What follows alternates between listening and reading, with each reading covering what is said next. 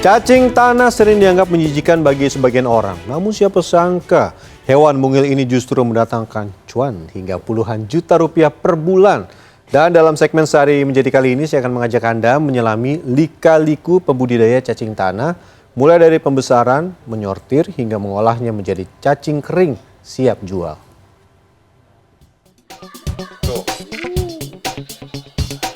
Nah, uget-uget, aduh.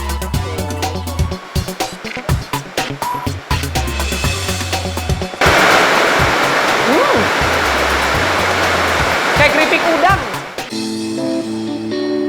Cacing tanah sebagai hewan dari kelas Oligochaeta dengan tubuh yang lembab sering dianggap menjijikan oleh sebagian orang.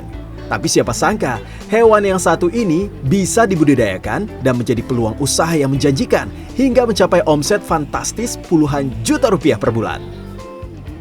3 jenis cacing tanah yang paling populer untuk diternakan di Indonesia yaitu Perithema, Perionyx, dan Lumbricus robelus. Karena 3 jenis cacing tersebut dikenal lebih menyukai bahan-bahan organik yang berasal dari sampah dapur atau pupuk kandang yang mudah ditemui di Indonesia. Salah satu lokasi budidaya cacing tanah yang menghasilkan puluhan kilogram cacing kering setiap bulannya berada di Kampung Prigi, Kelurahan Bedahan, Kecamatan Sawangan, Kota Depok. Tapi jangan kaget ya, kalau pemandangan pertamanya bukan tempat budidaya cacing tanah, tapi peternakan sapi. Alasan utama pembuatan budidaya cacing yaitu integrasi peternakan. Kotoran yang dihasilkan sapi tidak dibuang begitu saja, namun menjadi pakan untuk cacing tanah. Sembari menanti dewasa atau pembeli datang, kotoran sapi diolah menjadi pakan cacing tanah. Hal pertama yang harus dilawan kalau mau jadi peternak cacing tanah itu harus bisa melawan rasa jijik, baik terhadap cacingnya ataupun terhadap makanannya. Ya, wangi-wangi dikit, oke lah. Wangi duit. Makin kenceng ya wanginya. Sebagian besar kotoran sapi menjadi makanan cacing tanah, tapi sebagian lain menjadi bahan bakar biogas. Setelah gas dalam kotoran sapi selesai dimanfaatkan sebagai bahan bakar sehari-hari, ampasnya dikumpulkan lagi ya menjadi pakan cacing tanah. Untuk biogas ini perbandingannya 1:1 ya, satunya air, satunya kotoran. Dan ini hasil dari sumbangan dari salah satu universitas negeri di sekitar kawasan ini. Lumayan, jadi nggak usah beli LPG lagi. Sebelum diberikan ke cacing tanah, kotoran sapi diberikan sedikit air. Ini untuk memudahkan cacing mengkonsumsi kotoran sapi. Sebab ada kotoran sapi yang kering dan cenderung keras. Oke, kita masuk ke poin utama kita hari ini. Hayo, ada yang jijik tidak? Seluruh kotoran sapi yang tidak kita kumpulkan akan habis dikonsumsi oleh cacing. 2 tahun membudidaya cacing, kini per bulan tempat ini dapat menghasilkan 1,4 ton cacing basah atau 200 kg cacing kering. Sebetulnya cacing tanah itu bisa makan apapun yang bisa dikatakan dalam tanda kutip membusuk ya. Tapi kenapa kita berikan kotoran sapi? Karena ini adalah sebuah siklus yang ada di sebagian peternakan supaya kotoran sapinya itu tidak menjadi limbah malahan, tapi dimanfaatkan. Selain biasanya orang jadi kompos, bisa juga jadi pakan cacing ini. Dan pemirsa, cacing ini tuh kalau dari telur ya sampai jadi dewasa ataupun siap untuk dipanen kurang lebih membutuhkan waktu sekitar 3-4 bulan. Ini kita buka ya nih, cacing semua nih. Oh, no, cacing semua tuh. Nggak ada jijik kan. Ini cacing tanahnya banyak. Ini sudah usia berapa Bang yang ini Bang? Baru 1 bulan. 1 bulanan ya, masih agak-agak pendek seperti ini nih. Itu kecil-kecil. Dan pemirsa kalau sadar, tempat ini tuh dia agak sedikit redup ya, bisa dikatakan. Padahal ini sudah mulai siang. Karena memang sengaja cacing itu kalau terkena cahaya matahari langsung, itu dia akan ngumpet di bagian bawah. Sedangkan kan kita ngasih makan di atas tuh biar gampang. Jadi biar dia mau naik ke atas, kita harus berikan suasana yang agak remang-remang. Jadi kalau di sini tuh bisa kayak orang mau tidur lah. Dalam sehari, cacing akan makan sebanyak 2 kali, pagi dan sore. Ingat pemirsa, cacing tanah tidak boleh sampai terlambat makan ya, sebab ia bisa kabur dari wadah budidaya atau lambat membesar. Kalau tadi cacing yang versi agak anak-anak, wah yang ini nih. Pemirsa, welcome to the jungle. Wah, ini yang sudah bisa dikatakan siap panen, usianya sekitar 3 sampai 4 bulan. Setiap 3 sampai 4 hari sekali, seluruh wadah budidaya harus digemburkan secara manual juga.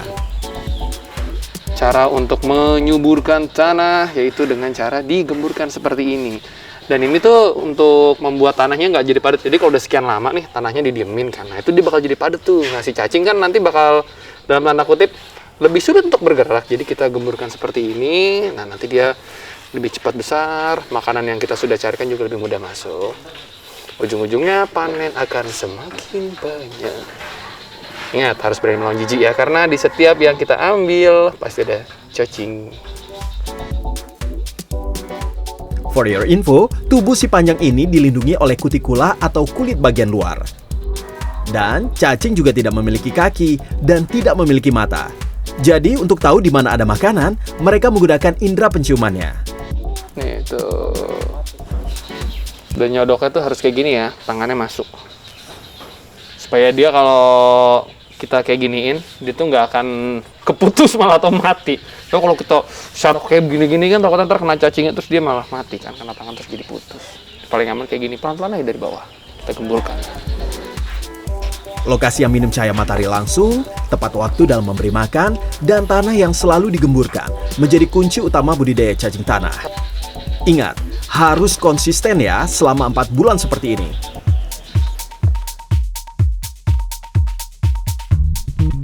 Ada satu kotak yang siap dipanen sore ini.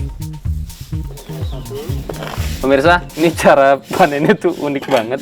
Dia nggak bisa diayak, karena kalau diayak nanti yang besarnya ketahan diayak kan, yang kecilnya ikut keayak juga ya bang ya. Jadi yang ada malah rugi, dan cara untuk memanennya itu dipisah-pisahkan seperti ini sedikit demi sedikit, lapisan per lapisan tanah. Karena kan cacing itu dia takut sama cahaya dalam tanda kutip. Jadi ya udah, tinggal kita ambil bagian atasnya, tanahnya udah kita pisahkan, cacingnya ini nanti kan masuk lagi ke dalam nih. Ya udah gitu terus aja dikit sampai tersisa cacing yang dalam jumlah banyak. Harus sabar. Aduh. Butuh waktu sekitar 1 jam nih untuk bisa memisahkan seluruh cacing dari tanah. Wah, harus sabar ekstra ya. Waduh nih, cacing semua. Saya tuh kalau ngeliat cacing, itu jujur nggak jijik. Malah sih ngerasanya kayak lucu gitu, kayak uget gitu.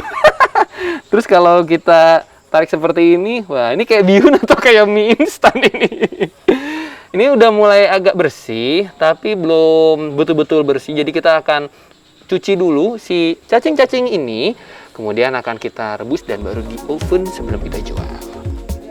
Oh iya pemirsa, tanah yang telah digunakan sebagai media budidaya cacing jangan dibuang ya, tapi dapat langsung digunakan sebagai pupuk karena tanah telah menjadi vermikompos. Vermikompos adalah kompos yang diperoleh dari hasil perombakan bahan-bahan organik yang dilakukan oleh cacing tanah. Nah, ini kalau nggak pakai sarung tangan, ini baru berasa nih, uget tuh. Setelah itu, cacing dicuci bersih dengan air mengalir. Cuci 2-3 kali atau sampai air cucian tidak berwarna terlalu keruh. Sebelum di oven, cacing tanah akan terlebih dahulu direbus untuk menghilangkan tanah yang melekat di tubuh cacing. Proses perebusan memakan waktu 20 menit dengan api besar. Setelah itu, cacing ditiriskan menggunakan jaring. Di luar ekspektasi saya, dia cukup wangi. Wanginya itu tuh dia kayak wangi tanah ya, wangi tanah. Tapi nggak bau amis sama sekali lagi. Kita siap-siap untuk di oven.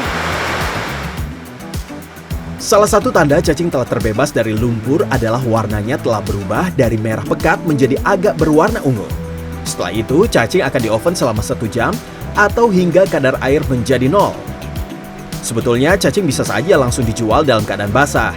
Tapi beberapa tempat memilih menjual cacing kering karena lebih minim resiko cacing mati dan membusuk dalam proses pengiriman. Serta cacing kering biasanya lebih mudah diolah menjadi berbagai komoditi.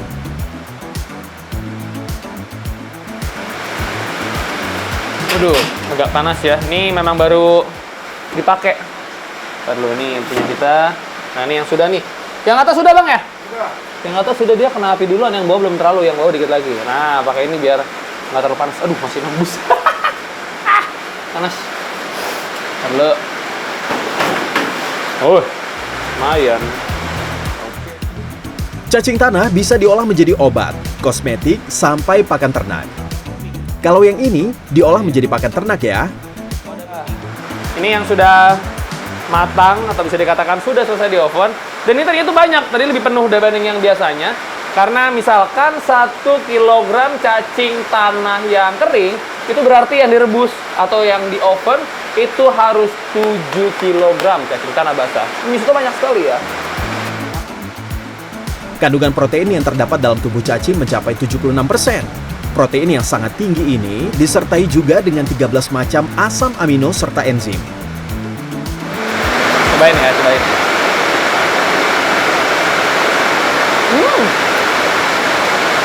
Kayak keripik udang. Kayak keripik udang. Ya, saya kaget. Rasanya itu agak kencang di leher, tapi dia lebih dominan ke arah gurihnya. Waduh, kenapa jadi makan banyak? Boleh lah. Di luar ekspektasi saya, cacing tanah enak juga. Garing, crispy. Ini mah fix keripik udang ini. Keripik udang ini bang ya? Salah satu olahan cacing tanah ya menjadi ini nih, pakan ternak berupa pelet. Salah satunya untuk pakan ayam. Dalam sebulan, tempat ini mampu memanen cacing tanah Lumbricus rubellus hingga mencapai 200 kg dengan harga jual di pasaran rata-rata 200.000 sampai 400.000 per kilogramnya, tergantung masing-masing penjual.